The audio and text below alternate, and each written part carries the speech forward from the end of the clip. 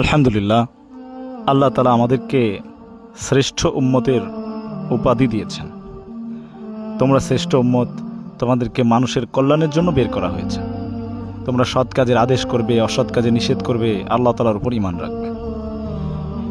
যে আল্লাহ তাআলা আমাদেরকে নবিয়ালা মেহনতের জিম্মাদারি দিয়েছেন, সবচেয়ে বড় কথা হইল যে আল্লাহ তাআলা এক তো আমাদেরকে শ্রেষ্ঠ উম্মত বানিয়েছেন, দ্বিতীয় হলো আল্লাহ তাআলা আমাদেরকে নবিয়ালা মেহনত সাথে জুড়িয়েছে।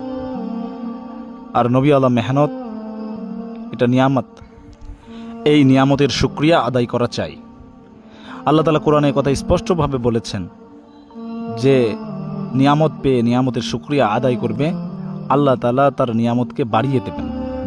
আর যে নিয়ামতের শুকরিয়া আদায় করবে না, তো সেজন্য জেনে রাখে আল্লাহ তাআলার আযাব খুবই কঠিন। এজন্য দোস্ত, আল্লাহ তাআলা আমাদেরকে নবিয়ালা মেহনতের সাথে লাগাইছেন।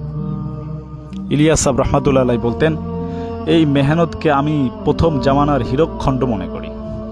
এটা ইয়াকিনি সাহাবাদের মেহনত। এই জন্য মেরে দোস্ত, আল্লাহ তাআলা আমাদেরকে দাওয়াত ও তাবলীগের মেহনতের সাথে যে সম্পৃক্ত করেছেন, এটা আল্লাহ তাআলার ফজল যে আল্লাহ তাআলা আমাদেরকে মোন্তাখাব করছেন এই মেহনতের জন্য। এই মেহনতকে যারা সূচনা করেছেন, যারা সারা দুনিয়াতে তারা তাদের কোরবানির মাধ্যমে সারা দুনিয়াতে এই মেহনতকে পৌঁছানোর জন্য কোশিশ করেছেন, জান মাল সময় এটার উপর লাগিয়েছেন, সেই মেহনতের যারা প্রাণপুরুষ, আল্লাহ তাআলা আমাদেরকে তাদের সাথেই লাগিয়ে রেখেছেন। এবং যত হালতই আসুক না কেন, আমরা মৌতের আগ পর্যন্ত ইনশাআল্লাহ আমরা তাদের সাথেই জুড়ে থাকব।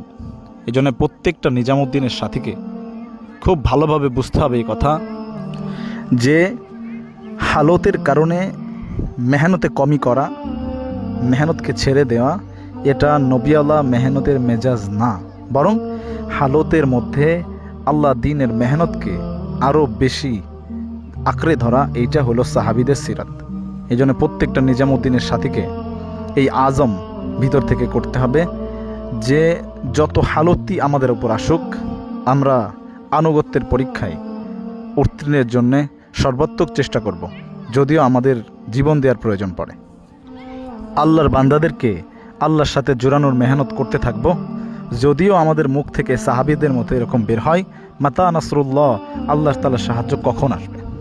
সাহাবা আজমাইন তো ওই পর্যন্ত মেহনত করছেন যেই পর্যন্ত তাদের মুখ থেকে বের হয়েছে আল্লাহর সাহায্য কখন আসবে। এজন্য দোস্ত, হালতের মধ্যে মেহনতকে আঁকড়ায় ধরা, এইটাই কামিয়াবির রাস্তা। এই জন্য প্রত্যেকটা নিজামুদ্দিনের সাথীকে ঘাবড়াইলে চলবে না। বাংলাদেশে যে অপ্রীতিকর ঘটনা ঘটেছে, আমাদের সাথে যে জুলুম হয়েছে, এটার বিচার শুধুমাত্র আমরা আল্লাহ তাআলার কাছেই দেব। কারণ করনেওয়ালা জাত শুধু আল্লাহ। ময়দানে এই মেহনত করতে যে মানুষ যখন আপনাদের সাথে জুলুম করবে, তখন আপনি ফিল করবেন রাসূল সাল্লাল্লাহু আলাইহি ওয়াসাল্লামের ওই সমস্ত ঘটনা, যে সমস্ত ঘটনা ঘটেছিল মানুষের কাছে আল্লাহর দ্বীনের মেহনত নিয়ে যাওয়ার কারণে। রাসূল সাল্লাল্লাহু আলাইহি ওয়াসাল্লামকে তায়েফের ময়দানে রক্তাক্ত করেছিল। হুজুর ইসলামের নামাজরত অবস্থায় উঠের নাড়ি বুড়ি চাপিয়ে দিয়েছিল, হুজুর ইসলামকে গলায় গামছা বেঁধে ধাক্কা দিয়েছিল। ওইগুলো আমাদের অনুপ্রেরণা। এই জন্য প্রত্যেকটা নিজামুদ্দিনের সাথীকে এই কথা মনে রাখতে হবে যে আল্লাহর দ্বীনের মেহনত দুনিয়া থেকে বিচ্ছিন্ন হয়ে যাবে, আল্লাহর দ্বীনের মেহনত মিটে যাবে, আর আমাদের শরীরে রক্ত থাকবে, এটা হইতে দেব না আমরা। আর জুলুমকারীদের সাথে আমরা ওই আচরণ করব যে আচরণ হুজুর সাল্লাল্লাহু আলাইহি ওয়াসাল্লাম করেছিলেন।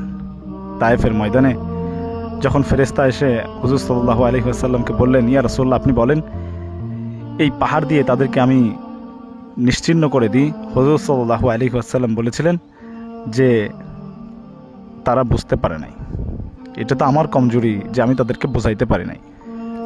হুজুর সাল্লাল্লাহু আলাইহি ওয়াসাল্লামের কাছে একদল সাহাবী আসছেন। হুজুর সাল্লাল্লাহু আলাইহি ওয়াসাল্লাম তাদেরকে জিজ্ঞাসা করেছেন, তোমরা কারা? তারা বলছে, আমরা ঈমানদার। হুজুর সাল্লাল্লাহু আলাইহি ওয়াসাল্লাম বলছেন, তোমরা ঈমানদার, এটার প্রমাণ কি? তারা বলছে, আমাদের মধ্যে 15টি গুণ আছে। আল্লাহ রাসূল তাদের কাছে জিজ্ঞাসা করলেন, সেই গুণ সমস্ত তোমরা বলতে থাকো। তো তারা বলল, আমাদের 5টার উপর ঈমান, 5টার উপর আমাল, এবং 5টা জিনিস আমরা জামানায় জাহেলিয়াত থেকে নিজেদের মধ্যে পোষণ করি। হুজুর সাল্লাল্লাহু আলাইহি ওয়াসাল্লাম সবগুলো গুণ শুনলেন। এর মধ্যে একটা গুণ জামানায় জাহেলিয়াত থেকে তাদের মধ্যে ছিল, সেটাও আল্লাহ রসুল শুনলেন।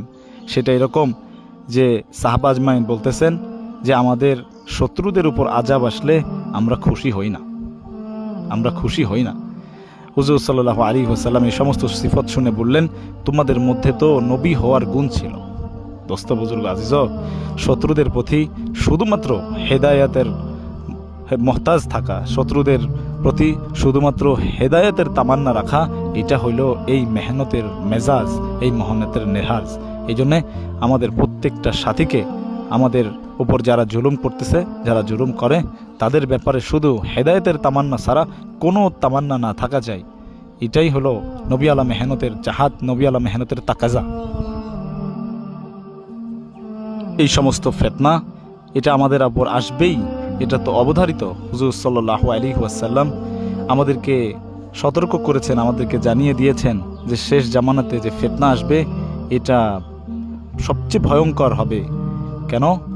কারণ শেষ জামানাতে ইয়তীম নবীর উম্মত শয়তান চতুর্মুখ থেকে তাদেরকে আক্রমণ করবে। হুজুর সাল্লাল্লাহু আলাইহি ওয়াসাল্লাম বলছেন, তাসবির যে সুতা কেটে দিলে যে তাসবির গুটিগুলা ঝরে পড়তে থাকে, এইভাবে করে আমার উম্মতের উপরে ফিতনা আসতে থাকবে। এবং এমত অবস্থায় ওই ফিতনা থেকে বাঁচার জন্য হুজুর সাল্লাল্লাহু আলাইহি ওয়াসাল্লাম আমাদেরকে ওষুধও বলেছেন, সেটা আমাদেরকে খুব লক্ষ্য করতে হবে। হুজুর সাল্লাল্লাহু আলাইহি ওয়াসাল্লাম বললেন, আমার উম্মত ৭৩ ফেরকায় বিভক্ত হবে। সাহাবা আজমাইন জিজ্ঞাসা করলেন, ইয়া রাসূলুল্লাহ, তাদের মধ্যে কি কোনো মুক্তিপ্রাপ্ত দল থাকবে না? হুজুর সাল্লাল্লাহু আলাইহি ওয়াসাল্লাম বললেন, হ্যাঁ, একটি মুক্তিপ্রাপ্ত দল থাকবে। আর হুজুর সাল্লাল্লাহু আলাইহি ওয়াসাল্লামের সাহাবারা তখন জিজ্ঞাসা করলেন, তারা কারা? হুজুর সাল্লাল্লাহু আলাইহি ওয়াসাল্লাম বললেন, মা আনা আলাইহি ওয়াসাহাবি, আমি আর আমার সাহাবীদের মত আর পথকে যারা অনুসরণ করবে তারা হইল সেই মুক্তিপ্রাপ্ত দল। এই জন্য দোস্ত, হক বাতিলের সম্পর্ক মা আনা আলাইহি ওয়াসাহাবি এর সাথে। আমি আর আমার সাহাবী কোরআন আর হাদিসের ব্যাপারে যেই মত আর পথকে অবলম্বন করছি, এই মত আর পথ যারা অবলম্বন করে তারাই হবে হক, যদিও তারা সংখ্যাতে হয় কম। সংখ্যার কোনো হক হওয়ার দলিল না, সংখ্যা কোনো হক হওয়ার দলিল না। হক হওয়ার দলিল আল্লাহ রসুল আর তার সাহাবীদের সিরাত সুন্নাতের সাথে কত বেশি আমাদের কার্যক্রম, আমাদের চলাফেরা মিলে। এই জন্য ইমারতের সুন্নাতের সাথে আমাদেরকে থাকতে হবে, এটাই আসল ওষুধ। হুজুর সাল্লাল্লাহু আলাইহি ওয়াসাল্লাম আমাদেরকে জানাই দিয়েছেন, ফিতনার জামানায় যেই জামাতের আমির থাকে ওই জামাতের সাথে তোমরা আঁকড়ে থাকো, মারির দাঁত দিয়ে আঁকড়াই ধরো সুন্নাতকে। এই জন্যে সুন্নাতের মোকাবেলায় দুনিয়ার কোনো তরিকা এটার বিকল্প নয়, সেটা সুরা হোক আর যাই হোক, আমরা সুন্নাতকেই আঁকড়াই ধরবো। এই জন্য প্রত্যেকটা নিজামুদ্দিনের সাদিকে এই কথা দিলের মধ্যে গেঁথে নিতে হবে যে আল্লাহ তাআলার যে সাহায্য, এটা আল্লাহ তাআলার যে ওয়াদা, এটা কোনো সংখ্যার সাথে সম্পৃক্ত না।